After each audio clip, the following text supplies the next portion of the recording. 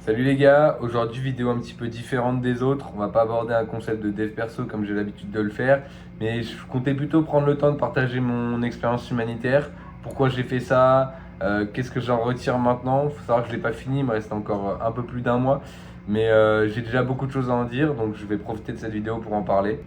Alors, faut savoir que moi, ça va bientôt faire 3 ans que je m'intéresse au dev perso.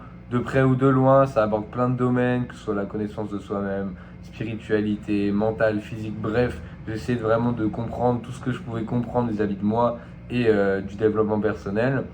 Et récemment, je me suis heurté à un mur en fait. C'est-à-dire que je me suis posé la question, à quoi bon? Tu vois, je me suis regardé et je me suis dit, pourquoi je fais tout ça? Pourquoi je me fais chier à faire des sacrifices? Bon, comme ça, les sacrifices, ils paraissent un peu bêtes, mais par exemple, ne pas sortir parce que je sais que le lendemain, j'ai un gros training ou je ne sais quoi. Bref, je commençais un peu à me remettre en question. Beaucoup de questions en tête font que j'avais plus de mal à dormir. Bref, vous l'avez vu dans ma dernière vidéo sur le sommeil, c'est hyper important. Donc je commençais vraiment à me dire, ok, mais où est-ce que ça me mène, tu vois? Je savais très bien que j'aimais découvrir, me challenger, etc.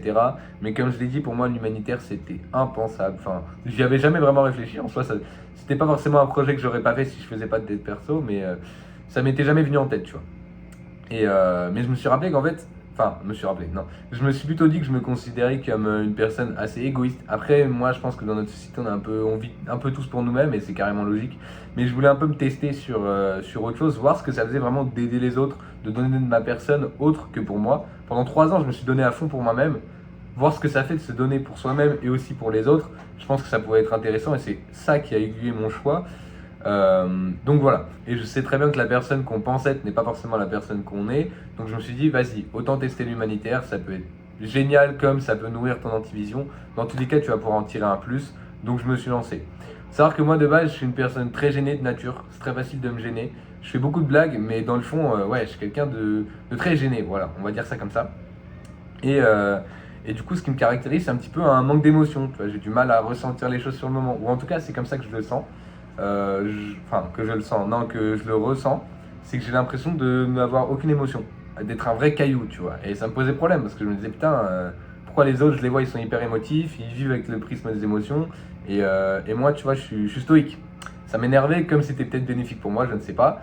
Mais je voulais voir ce que ça faisait de ressentir des vraies émotions. Donc rien de mieux pour ça que de partir à l'autre bout de la planète, découvrir un nouveau peuple, une nouvelle culture.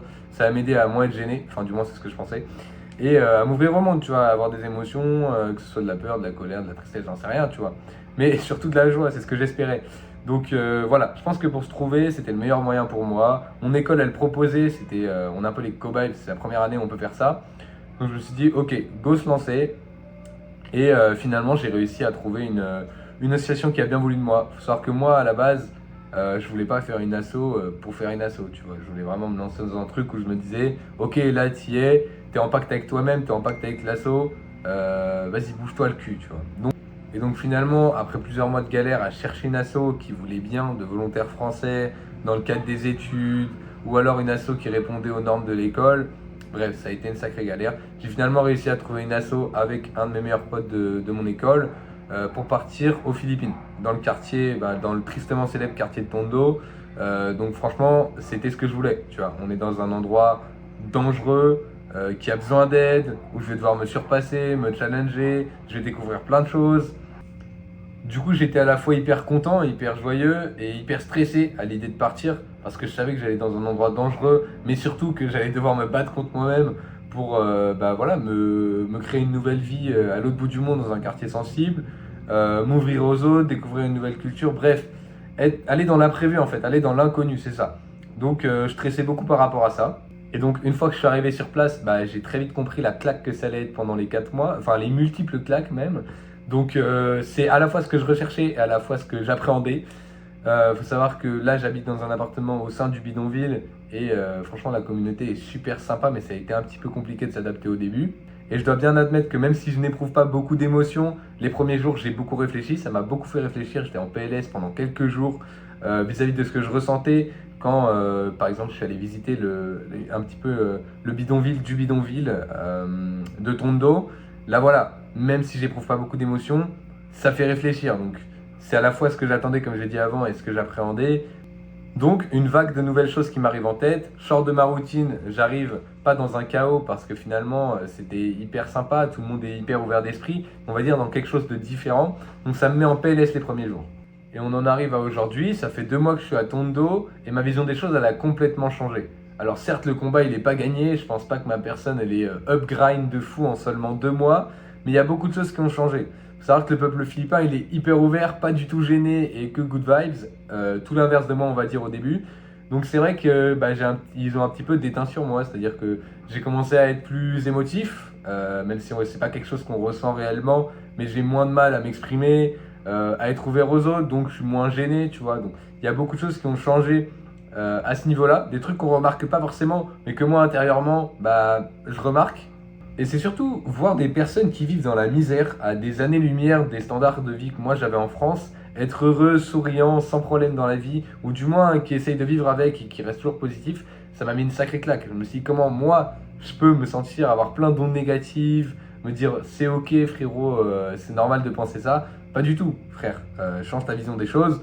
En voyant ça, ça m'a mis une bonne paire de gifles. Et du coup, à force d'être confronté à cette réalité, je me suis mis à plus apprécier le moment présent, à comprendre ce que j'avais réellement, tu vois, des vraies relations que j'avais réussi à souder. Je commençais vraiment à mieux les comprendre, ou du moins à plus les apprécier. Voilà, donc évidemment, je commence à regarder le moi du passé en me disant frérot, t'étais un weirdo, pourquoi tu pensais comme ça, tu vois. Et c'est franchement, c'est ce que je voulais.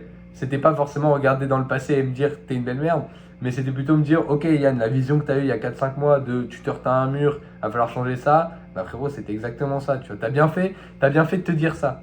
Alors mon discours, je sais qu'il peut paraître hyper égoïste parce qu'on va avoir l'impression que je suis allé faire de l'humanitaire uniquement pour me découvrir par pur ego. Mais heureusement, les Philippins, ils ont été là pour me rappeler que ce que je faisais, c'était aussi hyper utile pour eux. Donc moi, je vois plutôt ça comme une relation de donnant-donnant. Je me suis carrément lié d'amitié avec les personnes de l'association et les personnes qu'on vient aider, que ce soit à travers les distributions alimentaires. Il faut savoir que ça, les gars, c'est exceptionnel. Voir le bonheur sur la tête des gens et sentir que tu as un impact positif, franchement, c'est un régal. Moi, j'étais très renfermé sur moi-même. Je pensais qu'à ma personne, full ego. Je savais qu'il manquait une pièce du puzzle pour voilà, mieux sentir les émotions. C'est vrai que voir les autres sentir énormément d'émotions, par exemple en donnant de la nourriture ou en étant prof, j'ai été prof des écoles pendant ma mission humanitaire, je donnais des cours de maths, d'informatique, voir 60 élèves contents d'apprendre des nouvelles choses, savoir que les élèves que j'avais c'était des déscolarisés, enfin qui étaient hors du système scolaire parce qu'ils devaient aller bosser dans le bidonville, que du coup ça m'obligeait à parler devant beaucoup d'élèves. J'avais pas beaucoup de mal à m'exprimer, mais on va dire que j'étais plutôt gêné, comme je l'ai dit en fait plusieurs fois depuis le début de cette vidéo. Alors si toi aussi tu as l'impression d'être un petit peu perdu, que tu as l'impression de passer à côté de quelque chose, le meilleur conseil que je puisse te donner c'est de te bouger le cul. Pour moi, le meilleur moyen de me comprendre, ça a été d'aider les autres, ce sera sûrement le titre de cette vidéo. Pour toi, ce sera peut-être autre chose, mais je te conseille au moins d'aller vers les autres, d'être plus aidant. Je te dis pas forcément de faire une mission humanitaire à ton dos, à l'autre bout de la planète, mais voilà, d'être plus ouvert aux autres, ça va t'apporter énormément. On a trop tendance à penser que le développement personnel, c'est nous avec nous-mêmes, mais je pense, pour moi en tout cas, qu'impliquer les autres dans son développement personnel en faisant du donnant-donnant comme je l'ai dit, c'est le meilleur moyen de progresser. Donc voilà, ce que je peux te conseiller, c'est d'aider les autres, d'être plus ouvert au monde, de partager tes connaissances, ta narrative avec les autres. Ça va aussi te permettre de comprendre qui tu es vraiment. En tout cas, ça a été le cas pour moi. J'espère que ça le sera pour toi, que tu auras la chance de vivre une expérience comme celle que j'ai actuellement. Alors peut-être que tu te rendras compte que l'humanitaire c'est pas du tout fait pour toi, qu'aider les autres c'est pas dans ta nature. Écoute, tout le mérite te revient. Au moins tu pourras t'en servir pour nourrir ton antivision. Tu auras eu la chance d'essayer, ou du moins le courage d'essayer. Tu auras compris que c'est pas la pièce du puzzle qui te manquait et tu continueras à chercher d'autres choses. Tu auras une expérience passée sur ce que tu ne veux pas faire. Ça te servira pour tes expériences futures. Donc voilà, ce que je peux te conseiller c'est d'aider les autres. Tu l'auras compris, moi ça m'a énormément aidé et je pense que dans le temps qui me reste encore dans l'humanitaire, ça va encore m'aider. Ça va me permettre encore davantage de comprendre ma personne, de trouver de nouvelles pièces à mon puzzle. Voilà, je vais développer ma narrative avec l'expérience que je suis en train de vivre. Elle est exceptionnelle les gars. Je voulais la partager parce que pour moi c'est hyper important. Donc voilà les gars, je vais arrêter la vidéo maintenant. Voilà, j'ai partagé mon expérience, ça me tenait à cœur de vous le dire, d'en faire une vidéo. Si tu as des retours à me faire, n'hésite pas, ça me ferait très plaisir. Et nous on se voit dans la prochaine vidéo. Allez, salut!